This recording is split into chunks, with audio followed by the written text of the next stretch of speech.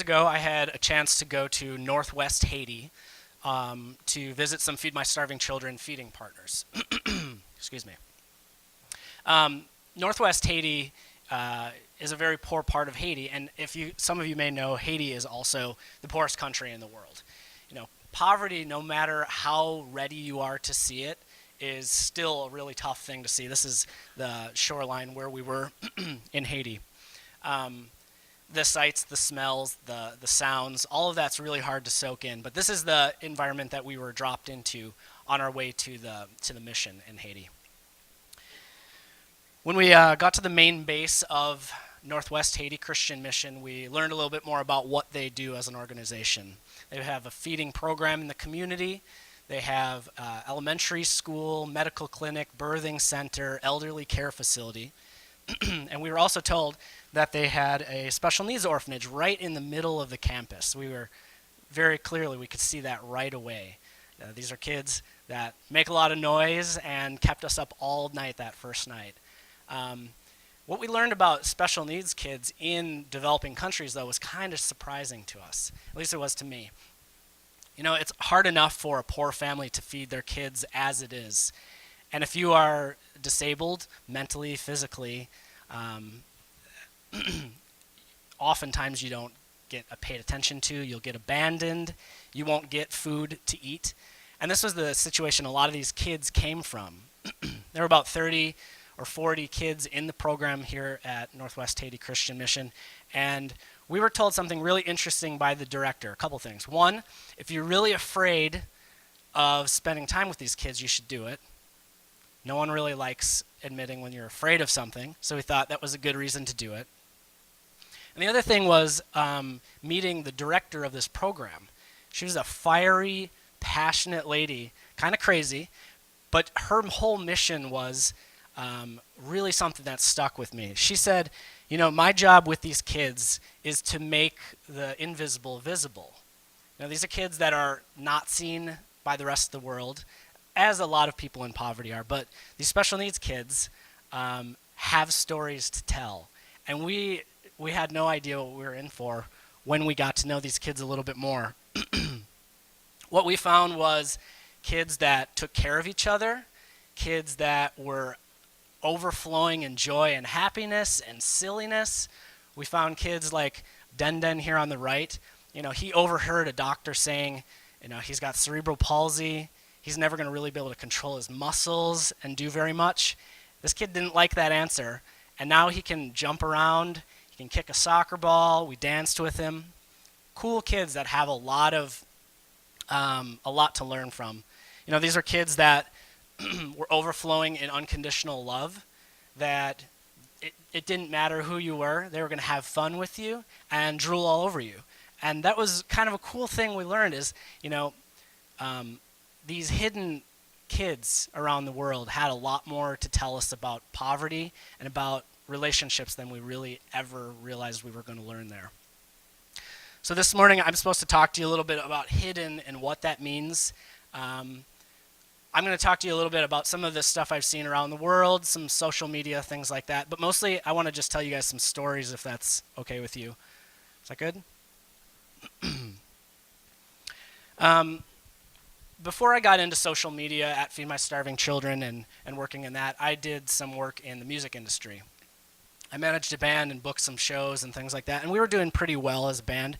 So I had other artists come to me and ask for advice. They'd say, let's go get coffee, sit across from the table from each other and say, how do we get shows?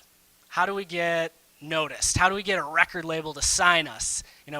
We're excited to do this. How do we do this? What are your tips? And I said, let me tell you about the Beatles a little bit. So the Beatles, in the late 50s, early 60s, before they really made it big, played lots and lots and lots of shows in Germany. They went to Germany, and they were hired by a contractor that said, we want you to play from 8 p.m. till 2 a.m., 7 nights a week. We want you to work really, really hard for not very much pay.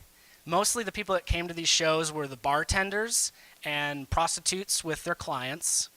And your sleeping quarters are going to be this, it's going to be a little sliver of a room with a cot. And the Beatles did that.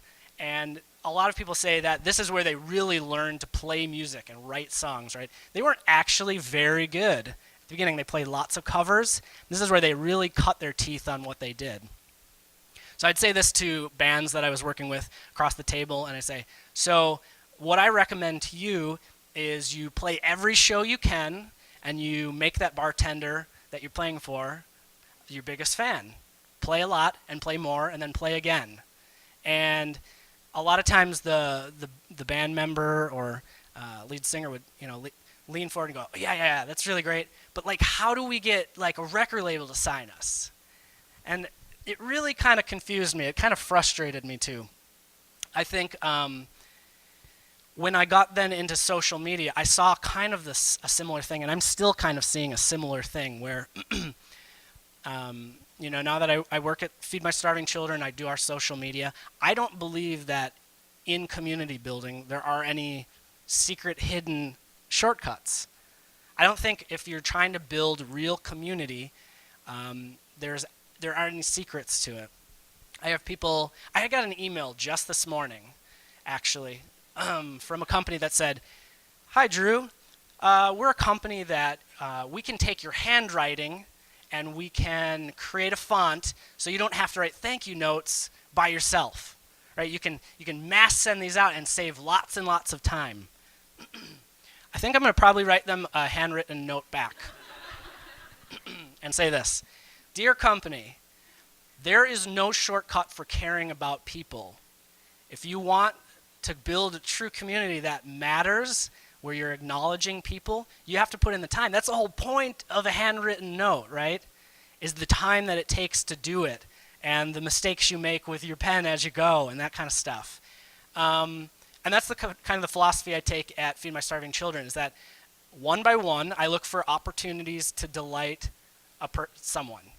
To take that opportunity to acknowledge that they had a great time packing meals or that they donated, try to call them by name, because I don't think there are any hidden shortcuts for real community. You can buy numbers. You can make your page look like you have a lot of numbers.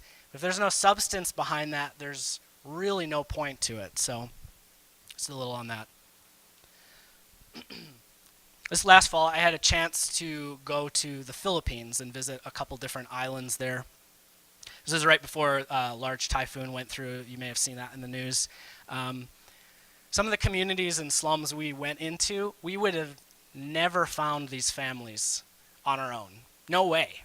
It took the people in these communities, way back there to find where the need was, this hidden need. And we would find our way back into these communities through the mud. It's always raining when I go overseas too, which is always fun. But we found, over and over and over, we found mothers like this with her little son, Alberto. He was severely malnourished, weak, lethargic, needed help.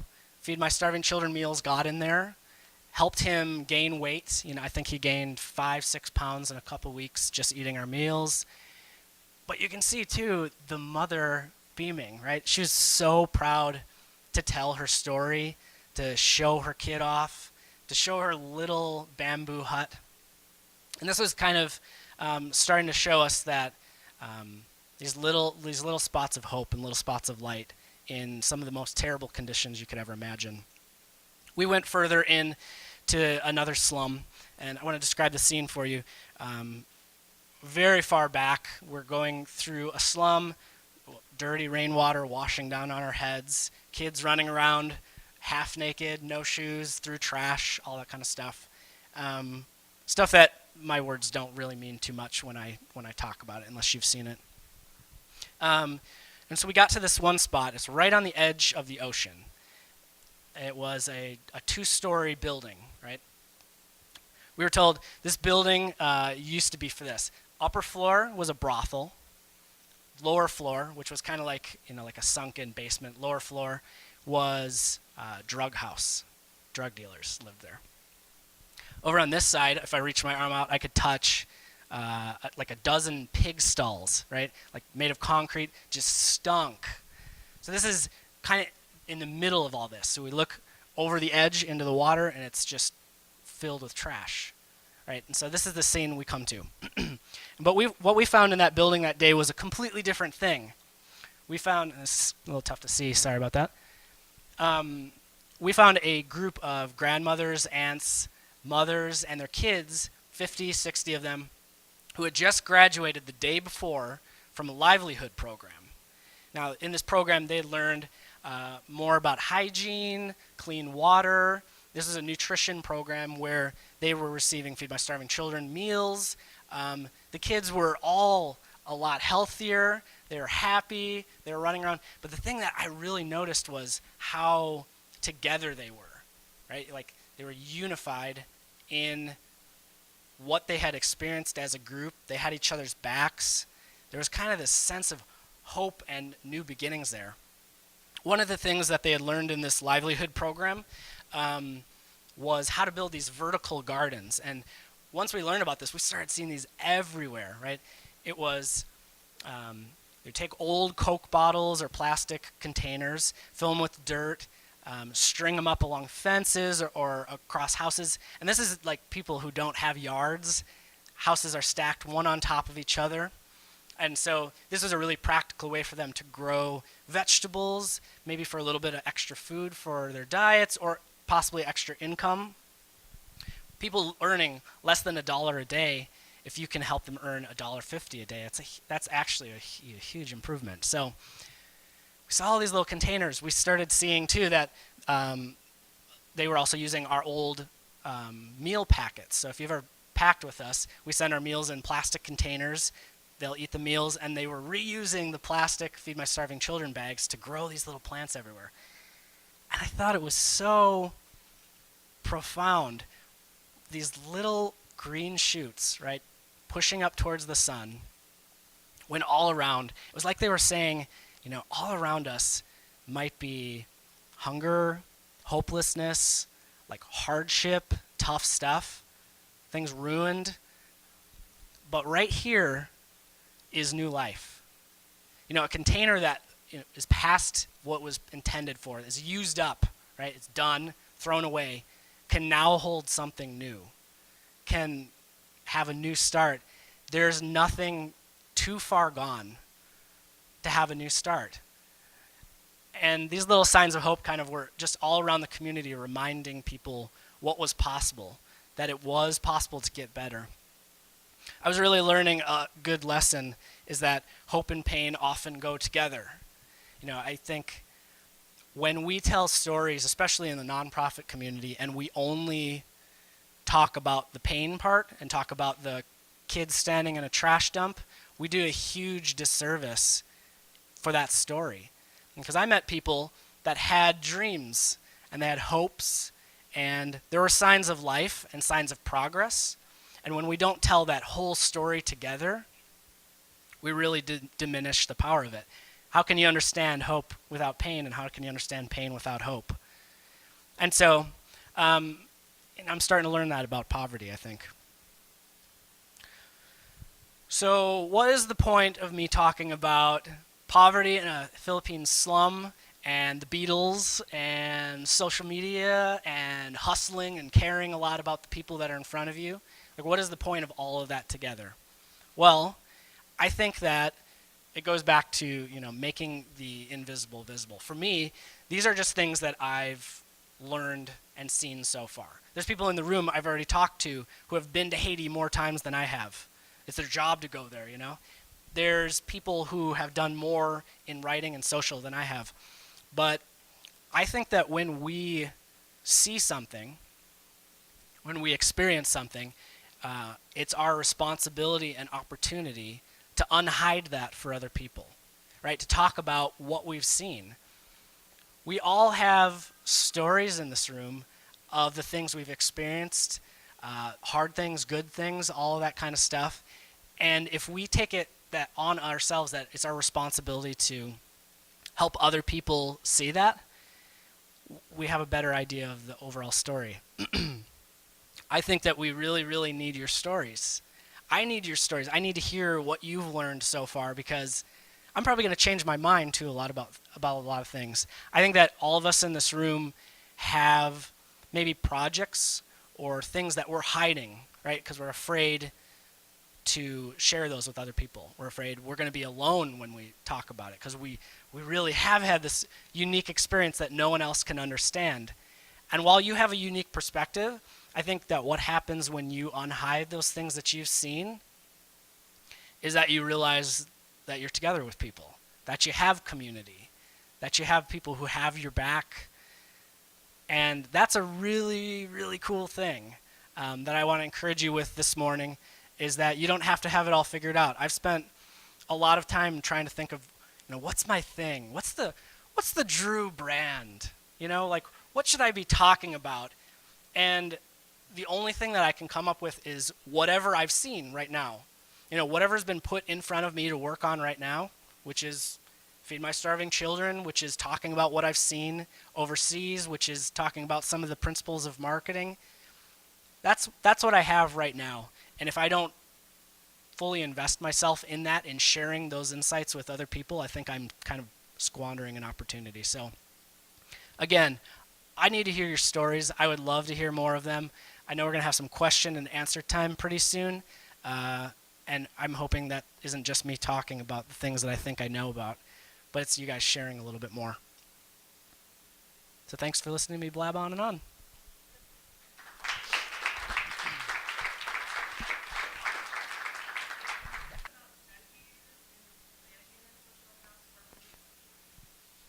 Yeah. Again, I don't think there's easy answers. It's a lot of work. We had about 800,000 volunteers last year, so what I'm doing a lot of the time is telling them to tweet and Instagram more, and then having to deal with that, right? Like having to respond to all of that, so I'm kind of creating more work for myself when there's already work. Some of the strategies I have to deal with, that I use a lot of tools to listen. I think that anytime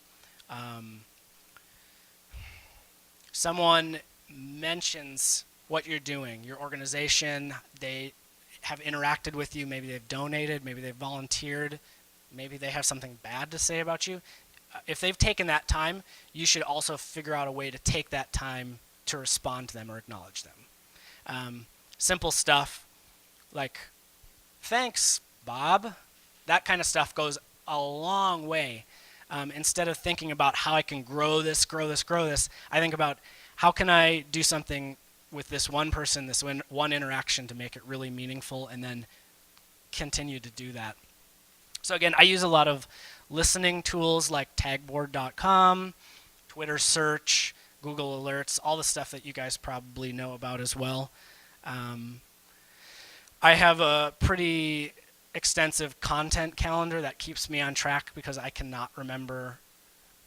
If I have a goal to do 2 blogs a week, I'm sometimes not going to remember what I've done. If I've released a new photo today, all that kind of stuff. I have a way to keep track visually if I've done that thing and checked it off and published that content, scheduled that content, all that kind of stuff to keep. You kind of have to create systems that help you do the work. That's what I do. I don't know if that helps answer your question a little. I try to think about again, this doesn't totally answer the question yet, but I try to think about what the audience is going to care about first. You kind of have this thing like always battling when you're doing social, is what the audience wants to hear and what you need to say, and sometimes those fit together and sometimes those don't. For the social media content, I try to post stuff that I think like is going to help people care more about Feed My Starving Children, is going to help inform them a little bit more, is going to help them feel really good about the time they've already spent with us or donated to us, because I'm more interested in fostering the community I already have than getting new people. So that's part of it.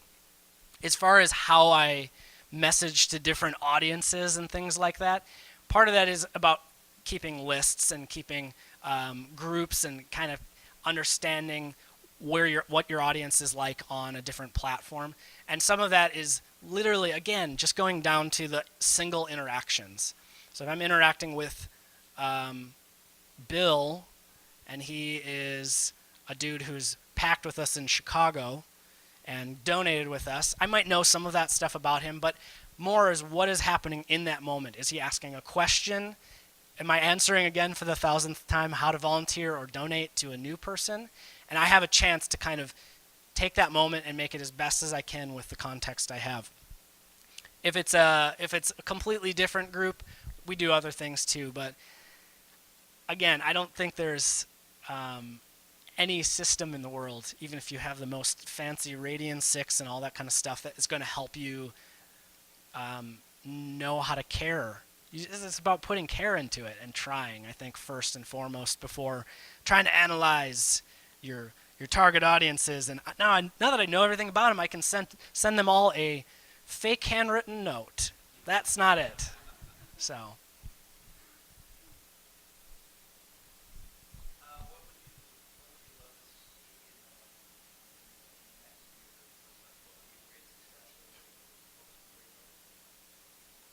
With my work in particular.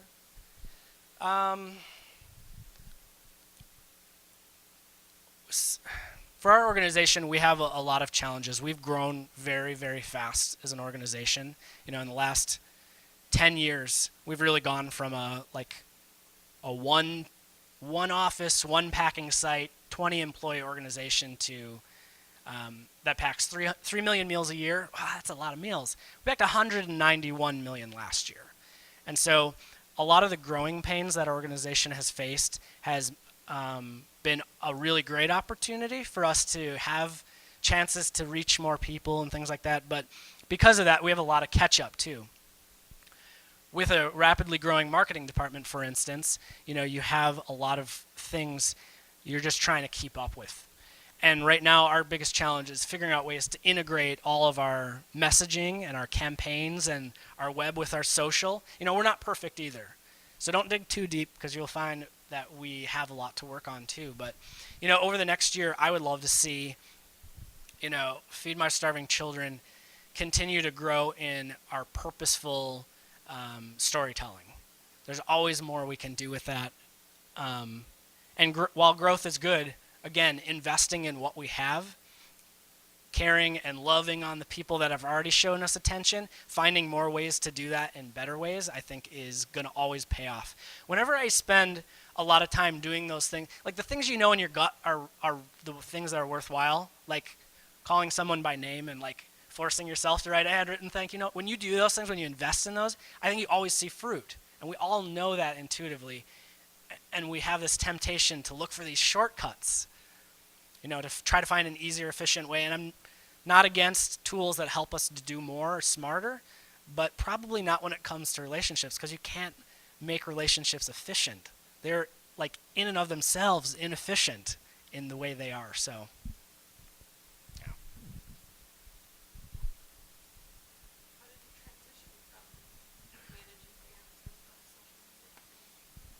I have a little bit of background too, where I worked in some agencies and I did some social media for some brands and some other and we kind of did that a little bit with the band. Some of it was that it was more about caring about what I worked with. I think that was more important than. I think you can figure out and learn how to do a lot of things, but you got to start with caring about it to be able to give yourself motivation to do those things. So the transition between music and more social media it still felt like in the same wheelhouse. It was about music. A lot is about passion, getting other people to hear the message in a song, the stories in a song, having that spread, having a fan base grow, that you connect with people across the country. And I think social is a lot like that too, where you're talking about a message and storytelling and connecting with people across the country. So it kind of felt like a natural transition, and it was always something that it was something I studied in school and had experience in. So it kind of worked out. Yeah. Yes and no. Again, growing pains, right? I don't have time to make a style guide and follow rules. I just need to get this beast fed. Facebook's a beast. It is. We have some branding guidelines about how to use our logos, fonts, colors, things like that. We work with a lot of contractors too to get our work done with videography and design work when we have a huge load, and they have to follow some of those guidelines. But we're kind of talking about that too, is what is the voice, of Feed My Starving Children. Some of that comes naturally out of how we are. Some of it comes naturally out of the philosophy I talked about where hope and pain are together, right? Like Feed My Starving Children, if you've ever come packed with us, we like to talk about the need because that sets the stage for why you're packing meals in a hairnet. But we also like to talk about the end result, like what happened when people get meals? What happens when a community gets help? When that mom receives meals and gets to help her kid? And so that hope is part of our voice that we talk about a lot of the ability for you to use your own two hands to make change in the world. A lot of that stuff comes naturally out of the Feed My Starving Children model and then makes its way into the voice. But it would be very helpful to start unifying that a little bit more and being even more purposeful. We've been talking about it a lot lately. So is that kind of